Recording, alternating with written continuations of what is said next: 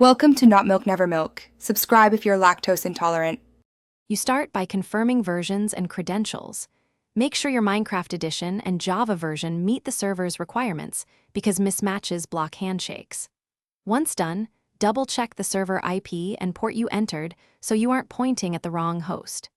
Next, temporarily disable firewall or antivirus or add Minecraft as an exception.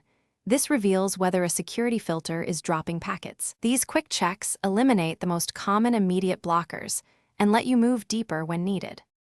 Once the basics are clear, fix network factors that commonly break multiplayer.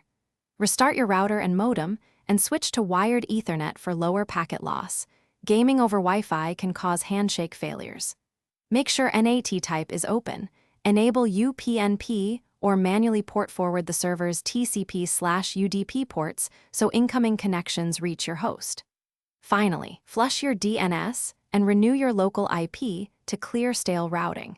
These steps resolve name resolution and mapping issues that prevent clients from reaching the server. Finish by validating the server itself. Restart the server software and scan its logs for authentication or plugin errors, since server-side mods often reject connections. Test from another client or on LAN to isolate whether the problem is client or server. If problems persist, run a clean vanilla server instance temporarily.